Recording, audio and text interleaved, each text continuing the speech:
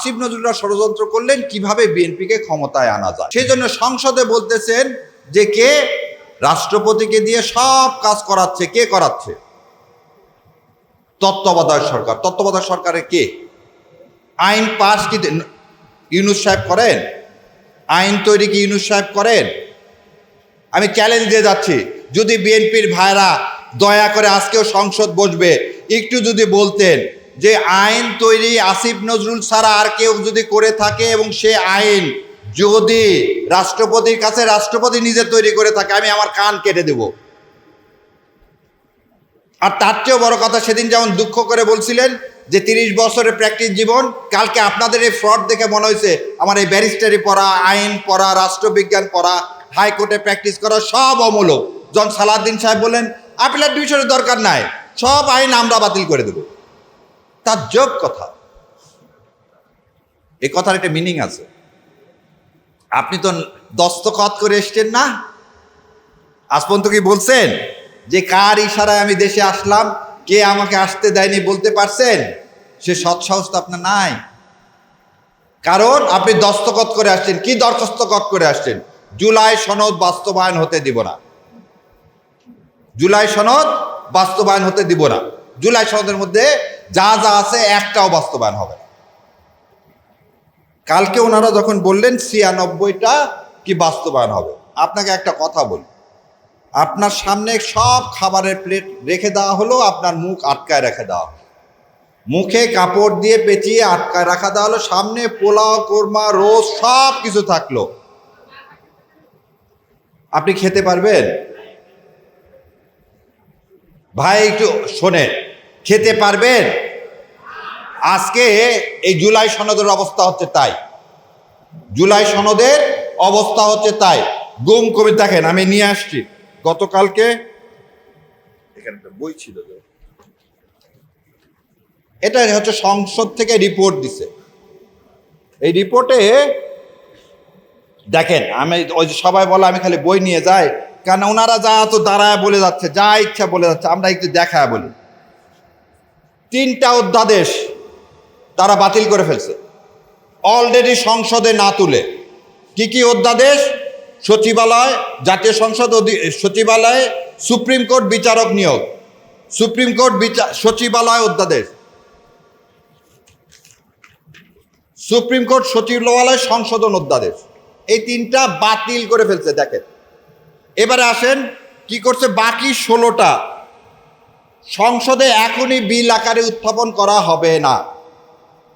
তুমি বলতেছো সংবিধান মানো, সংবিধানে বলা আছে, কি বলা আছে যে 30 দিনের মধ্যে, প্রথম সেশন থেকে 30 দিনের মধ্যে এই সমস্ত অধ্যাদেশকে আইনে পরিণত করতে হবে, না হলে সে আইনগুলো, অধ্যাদেশগুলো মৃত্যুবরণ করবে।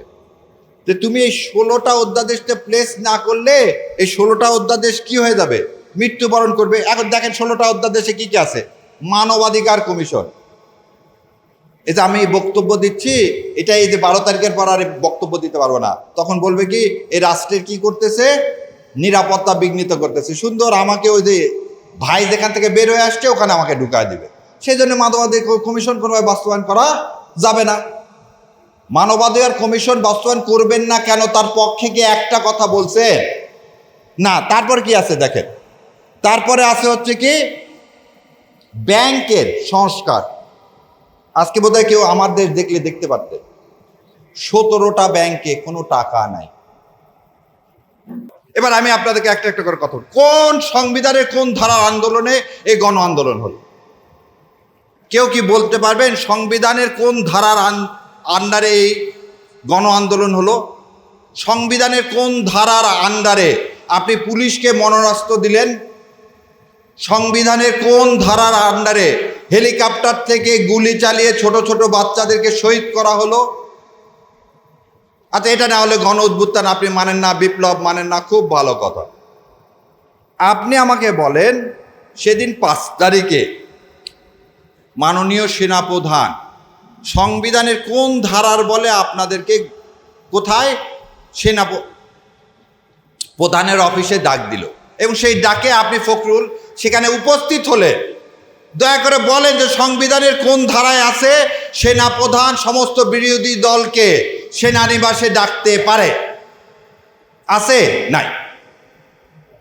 আসেন, আপনি সেনাপ্রধান সবাইকে বলল চলেন সরকার গঠন করি, এটা সংবিধানে কোন ধারায় আছে?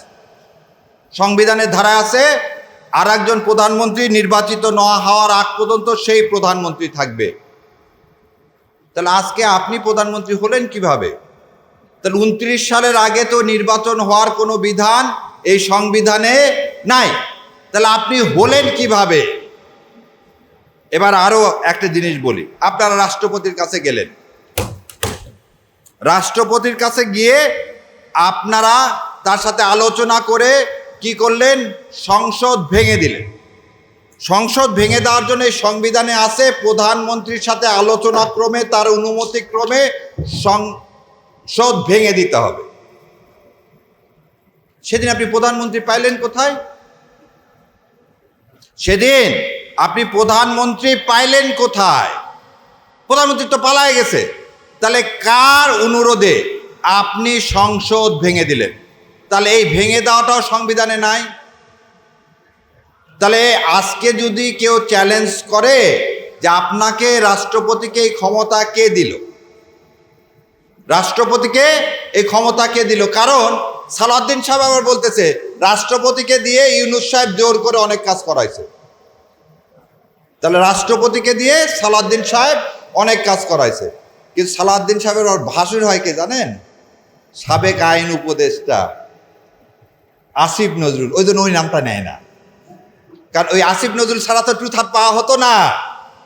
কারণ দেখেন কেন বললাম যে ওনাদের সৌভাগ্য আমি পার্লামেন্টে নাই। রাষ্ট্রপতি হচ্ছে রবার স্টাম্প, যত আইন করে দেয় সব করে দেয় আইন মন্ত্রণালয়। তাহলে আসিফ নজরুল এই জুলাই সনদ থেকে শুরু করে সংসদ ভাঙা থেকে শুরু করে যা কিছু করে দিছে সব কিছু করে দিছেন কে? আসিফ নজরুল। আর আসিফ নজরুল কোনো কিছুই রাষ্ট্রের অ্যাটর্নি জেনারেলকে না দেখা করাতে পারেন না। সেই সময় রাষ্ট্রের অ্যাটর্নি জেনারেল কে ছিল? আজকের আইনমন্ত্রী। আইনমন্ত্রী সাহেব ওই জন্যে একটা বারের জন্য আসিফ নজরুলের নাম নেয় না, কারণ আসিফ নজরুল আর আইনমন্ত্রী মিলে এই কাজ করছে কিভাবে জুলাইকে খেয়ে ফেলে দেওয়া যায়। কারণ এরাই হচ্ছে বাই প্রোডাক্ট কার? প্রথম আলো গঙের। আমার ভাই বলল ভারতের কথা, এই জন্য এদের খুব লাগে প্রথম আলোর জন্যে। অন্য মিডিয়া বন্ধ করে দেয়, কিচ্ছু যায় আসে না। আপনারা জানেন যে ইউনূস সরকারের সময় বাংলা এডিশন নামে একটা অনলাইন ইয়া ছিল, সেটাকে বন্ধ করে দেওয়া হয়েছে। সেটা নিয়ে তো হাউকাও নাই। সো কেন এই কথাটা বললাম আবার বোঝে। আসিফ নজরুল রা কি করলেন? আসিফ নজরুলরা কি ষড়যন্ত্র করলেন? আর আপনি বাংলাদেশ ব্যাংকের গভর্নর নিয়োগ করলেন কাকে? যে নিজের ঋণ খেলাপি, যে টাকা দেয়নি, যে টাকা দেয় না, তার টাকা দেওয়ার অভ্যাস আছে।